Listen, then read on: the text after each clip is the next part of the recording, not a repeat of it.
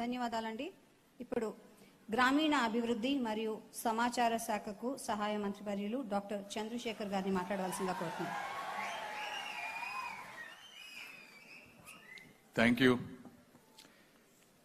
ప్రజల ఆశయ సాధనే ఆశయంగా మార్చుకున్నటువంటి అభ్యుదయ మార్గదర్శి, అభివృద్ధిని ఇన్ఫర్మేషన్ టెక్నాలజీతో జత కలిపి ముందుకు తీసుకువెళ్తున్నటువంటి దూరదర్శి శ్రీ మాన్యశ్రీ నారా చంద్రబాబు నాయుడు గారికి, राजनीति में अजात शत्रु श्री नितिन गडकरी जी गारी की, गुंडे मंटनु मानवत्वाన్ని ఒకేసారి చూపించగలిగినటువంటి జననేత శ్రీ పవన్ కళ్యాణ్ గారికి, వేదికను అలంకరించినటువంటి కేంద్ర రాష్ట్ర మంత్రులకు, శాసనసభ్యులకు, అందరికన్నా ముందున్నటువంటి మా గుంటూరు ప్రాంత ప్రజలకు, పాత్రికేయులకు అందరికీ కూడా మనస్ఫూర్తిగా ధన్యవాదాలు. Sir Gadkari ji, I wanted to thank you for 4 things. Not that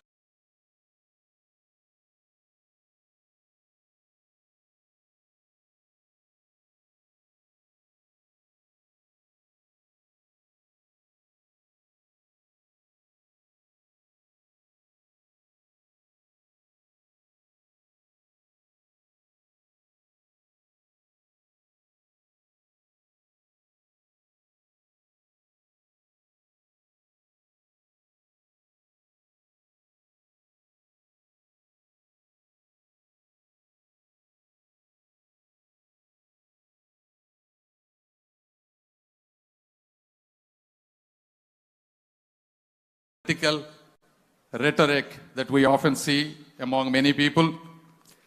And the most important, 4th one, sir, you are so humble, down to earth, approachable, with an exceptional positive attitude that I have never seen in any other leader.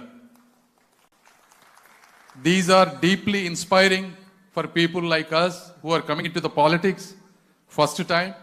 So I have profound respect for you, sir, not as an MP and not as a Minister of State, but as a true citizen of India.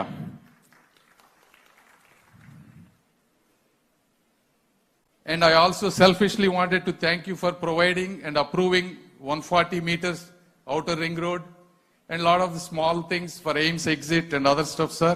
So I wanted to thank you on behalf of Guntur people once for all. And then second, ఈ రోజు కార్యక్రమానికి వస్తే శ్రీ నారా చంద్రబాబు నాయుడు గారి గురించి ఒక్కసారి మాట్లాడుకోవాలి. ఎందుకంటే దేవుడు ఒక్కొక్క నాయకులకి కొన్ని సంవత్సరాలు అవకాశం ఇస్తారు. ఆ అవకాశం ఇచ్చినప్పుడు ఏ విధంగా మనం ఆ అవకాశాన్ని ఉపయోగించుకుంటున్నాం అనేది చరిత్ర చెబుతుంది. నారా చంద్రబాబు నాయుడు గారు కంబైన్డ్ స్టేట్ లో ఆంధ్రప్రదేశ్ ముఖ్యమంత్రిగా ఉన్నప్పుడు 180 కిలోమీటర్ల ఔటర్ రింగ్ రోడ్డుకి శంకుస్థాపన చేశారు. ఆ రోజుల్లో డబ్బులు లేవు అంటే వాజ్పేయి గారితోటి పీపీపీ మోడల్ ఇంట్రడ్యూస్ చేసినటువంటి విజనరీ నాయకులు శ్రీ నారా చంద్రబాబు నాయుడు గారు.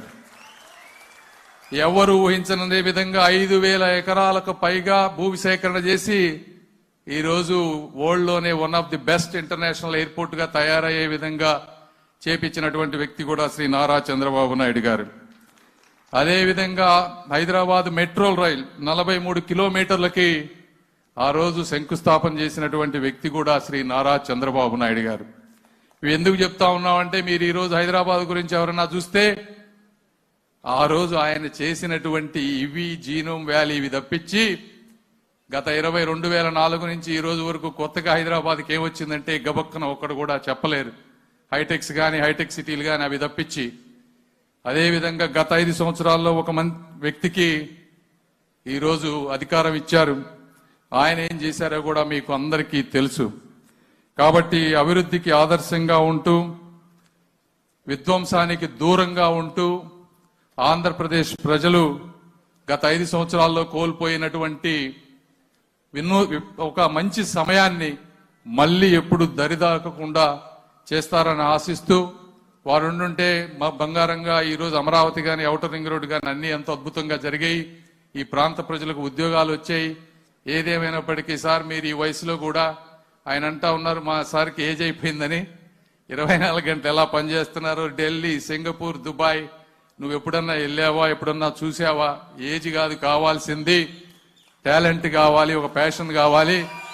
మా గుంటూరు ప్రాంత ప్రజల తరపున, ఆంధ్రప్రదేశ్ ప్రజల తరపున సార్ మీకు మనస్ఫూర్తిగా మీ ప్యాషన్ కి, మీ హార్డ్ వర్క్ కి ధన్యవాదాలు తెలుపుకుంటూ అందరికీ సెలవు తీసుకుంటున్నాను. Thank you. ధన్యవాదాలండి. Now I request Shri K Rammohan Naidu garu, honourable union minister of civil aviation, to